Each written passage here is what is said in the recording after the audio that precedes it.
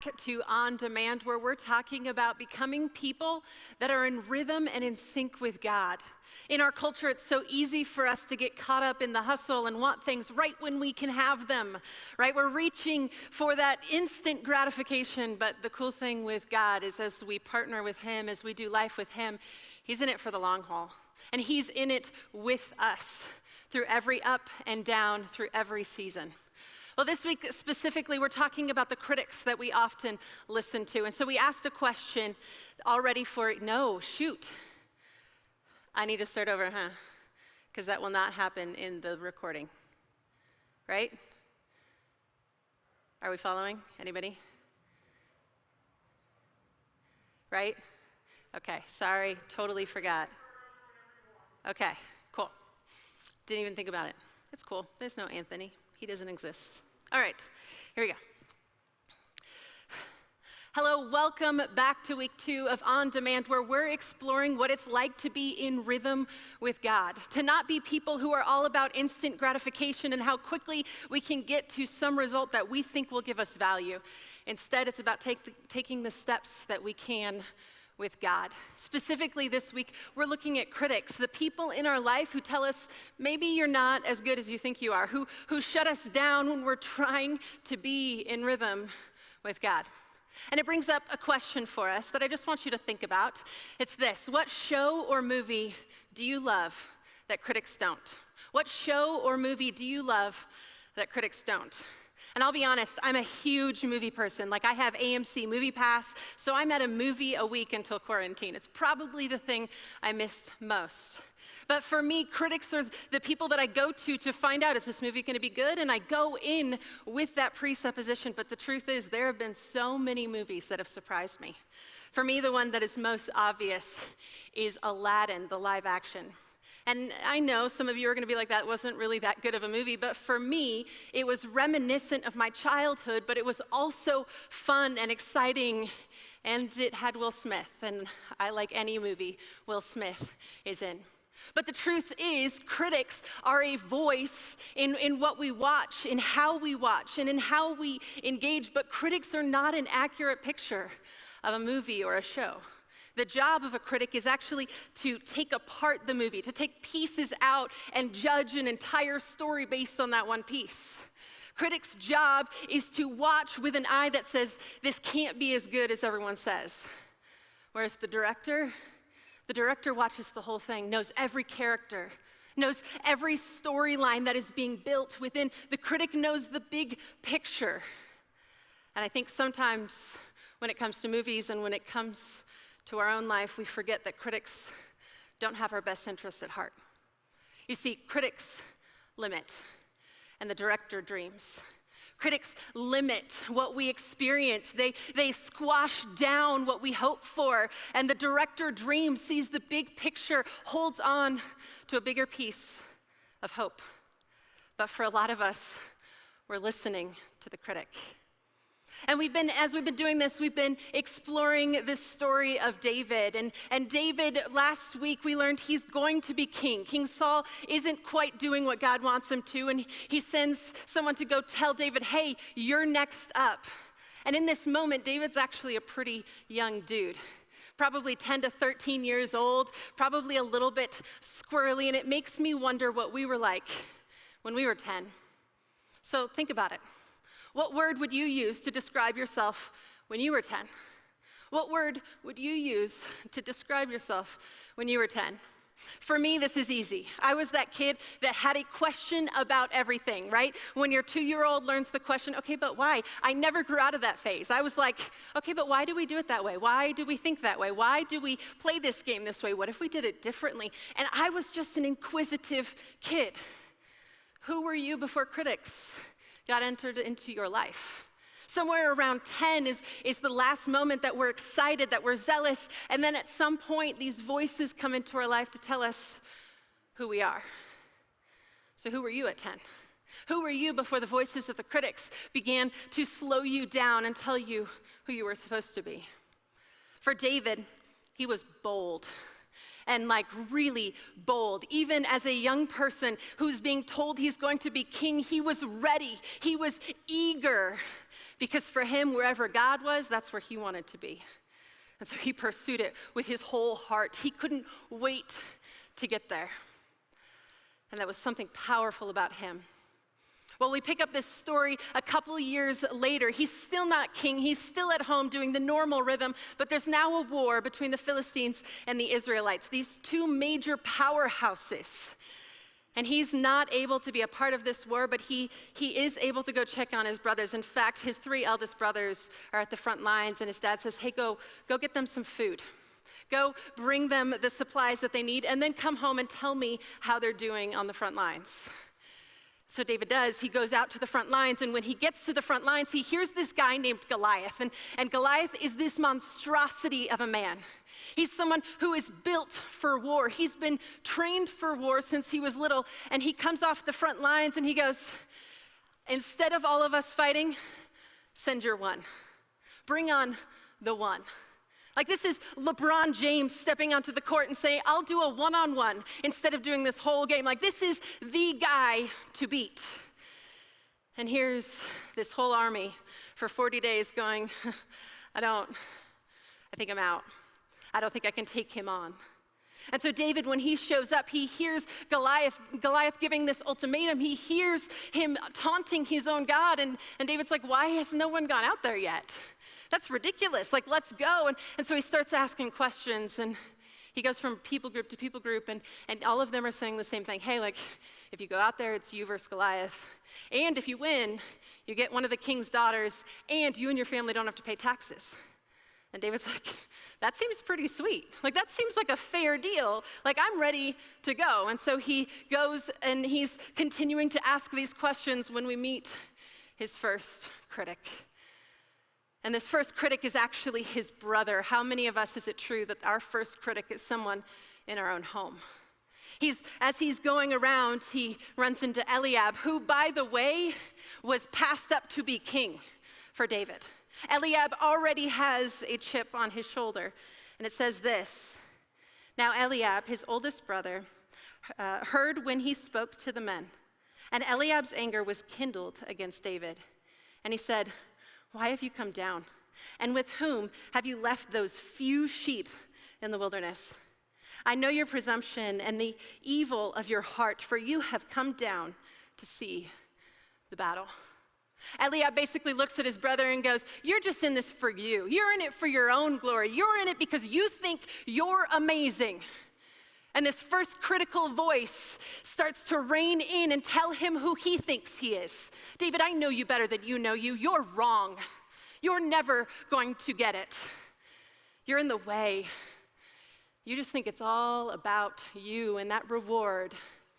And I love David's response because he doesn't dignify it. He looks at his brother and in brotherly fashion goes, okay, you know what, I'm just asking questions, I'm just talking to people, and then he literally turns around and walks away. I wonder how many of us have the courage to look at our critic and go, I'm not doing anything wrong, and turn and walk away.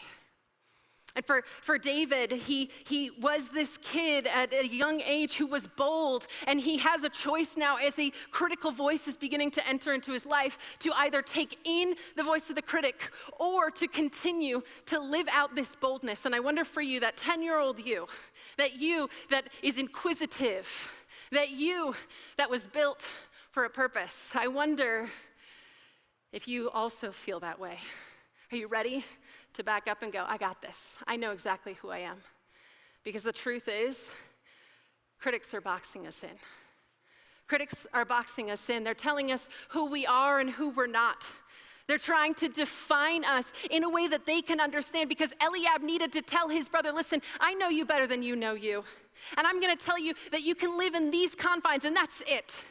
You will squish into this box. For me, I remember the first critic for this little inquisitive 10-year-old girl was Hannah.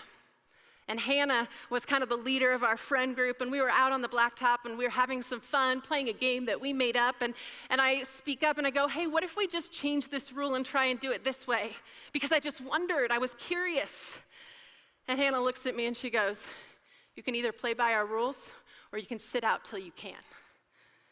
And I remember in that moment taking a step back and going, oh, I'm not supposed to be inquisitive.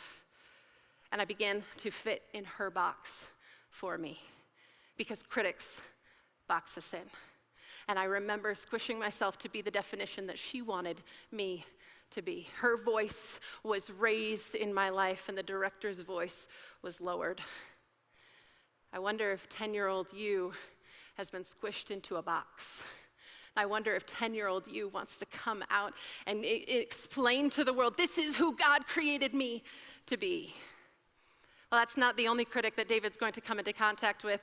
In fact, almost immediately, King Saul begins to hear what's happening. He begins to hear that there's this kid that has some ideas and wants to go fight Goliath. And so he goes to David and he says, so what's going on? And David humbly before him says, I am your humble servant. I'd like to go and take on Goliath, which is crazy to me because David is going to replace King Saul at some point. David knows he's going to replace King Saul. And instead of going in going, I got this because you don't, he humbly comes in and he says, I am your servant.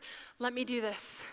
I am built for this. I wonder how many of us look at the people in our lives who have what we think we deserve or we need, and instead of humbly serving, we're bitter and we're hostile, and we judge, and we point out everybody else's faults, instead of taking David's position of humility and saying, okay, I'm here, I can do this. Well, King Saul's criticism becomes loud. He says, and Saul said to David, you are not able to go against this Philistine to fight with him. For you are but a youth, and he has been a man of war from his youth. King Saul, and rightfully so, he's king. He's looking at this small kid who's probably in his late teens at this point, and he's going, you can't fight him? Who do you think you are? Why do you think you have the skill? You're a small child, and Goliath has been preparing for this since before you were born. Who do you think you can be other than this small kid? And again, for a king, that's wise, right? You look at the people in front of you. The problem is critics box us in. Critics tell us who we think we need to be. And they try and squish you into what the world has told you you can be. They try and force you into this small confines that make you shrink yourself instead of exploring what God designed you for. So while King Saul saw a small child, the director, God, knew something bigger. And yet, here it is, another critical voice telling David, no, you're not the one we're looking for. But what I love is David doesn't back down. David's like, I know exactly who God made me to be. I don't fit into your boxes. I don't fit into the rules that your society has told me to fit into. I fit into something bigger. And the reason I know this is because God readied me yesterday for tomorrow. God readied me yesterday for tomorrow. And the truth is, it's true for you too. God readied you yesterday for tomorrow. What David knew is all these things that he's experienced in his youth have helped give him the tools to do what he needs to do today and tomorrow. All of the pain and the struggle and the waiting that he has walked through. His brother mocks him and says, you take care of a few sheep. But what David knew is those few sheep that he took care of back here are helping equip him for this moment. And so when he's looking at King Saul in the eyes, he's not afraid to say, I've got this, because God's already done incredible things. He says this, but David said to Saul, your servant used to keep sheep for his father. For when there came a lion or a bear and took a lamb from the flock, I went after him and struck him and delivered it out of his mouth. And if he arose against me, I caught him by his beard and struck him and killed him. Your servant has struck down both lions and bears, and this uncircumcised Philistine shall be like one of them, for he has defied the armies of the living God. And David said, the Lord who delivered me from the paw of the lion and from the paw of the bear will deliver me from the hand of this Philistine. And Saul said to David, go, and the Lord be with you. I love this. David's face to face with a critic, and instead of squishing himself into the box that he doesn't actually fit into, he goes, I've got this because God's already taught me. That season where I was hanging out with sheep, God was actually equipping me for this moment. For some of you right now, especially those of you who are in school, you're in a season where you're taking care of sheep. Don't underestimate that season. For some of you who are in high school and you wish you were beyond that, you wish you were an adult, don't underestimate what God is building in you right now, because what David teaches us is the things we've walked through are what are going to help us respond tomorrow and the next day. God's giving you the tools. For some of us, God's already given us the tools that we need to face this season in our life. And so King Saul says, okay, fine, go for it. And he says, but at least wear my armor. Well, King Saul's a head taller than anyone else. It didn't fit him. It didn't feel right. David knew this is not what I was built for. I was built to worship differently. I was built to serve differently. I was built to do it the way God built me. So he takes all the armor off and he goes and he gets some stones, because in his world, it's always been about a slingshot, right? Those stones that seem like nothing for him were how God had given him the tools to succeed. And I wonder for us, if there are parts of us that others have boxed us in, and if it's time for us to recognize that I wasn't built for a box, God built me to be me. How do we lower the voice of the critics and increase the voice of the director? How do we lower the voice of those who are telling us how we should do things in order to increase the voice of the one who knows how we can do things? For me, at my first church in Southern California, I was doing ministry. I was in student ministry. I was going to school full time. And it was an amazing time where I was just overwhelmed with joy. Everything was an opportunity to try something new. I got to hang out with students in a way that I'd never done before. I got to write curriculum. I got to teach. I got to do all the things I love. But the leader of that church saw me and quickly boxed me in. Like David, I was young, but more than that, I was a woman. I am a woman. And yet, he boxed me into his understanding of what a woman is supposed to be. And so he told me no to some of the things that I was built for. I was built to teach, and he said, no. I was built to share the Bible with students, and he said, no, your job is to do what I understand women are supposed to do. And again, for a season, I let that box build around me, but I can confidently say now, I wasn't built for that box. I was built to break out of that box and to live the life God has for me. God has given me the tools. All the experiences that I have from my youth, from the past several decades, has built me to this moment. And regardless of what the world says about me, I was built to fight. And so were you. My question for you is, how had God been getting you ready for the season you're in today? We're in a weird season. We can't deny that. How has God been preparing you along the way? For me, it's been helping me break loose of those boxes. Those boxes that tell me that I am not supposed to be inquisitive. Those boxes that tell me that I'm not enough. I broke out of them in order to live in this season and to ask questions. What if church doesn't look like what it used to? What if there's no building? Pretty soon, that inquisitive nature is not just a curse in the groups of friends that I have, but it's now a gift that helps me prepare for tomorrow. How has God been working in you? For David, he was bold.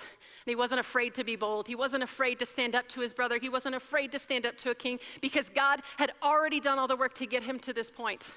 He had silenced the voice of his critics and increased the voice of the director who had always been with him.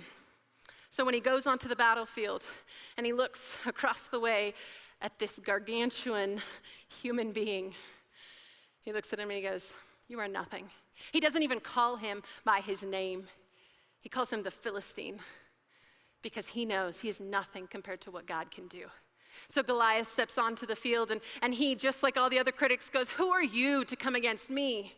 Who are you to think that you have something that can take me out? Look at me."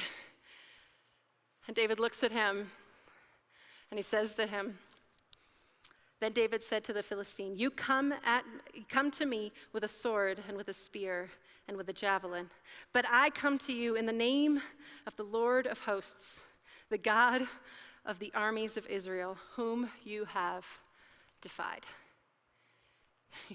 He looks at Goliath and he goes, "My God's bigger. My God is going to get me there. All the things the world tells me I'm supposed to be, all the things that you have told me I'm supposed to be, all the things Saul told me I'm supposed to be, all of these voices of critics are nothing compared to what God can do when I step out of these boxes and I'm unleashed to live out the dream that the director has for me. Because critics limit, but the director dreams. The director has something for us to live out. I don't know where you're at.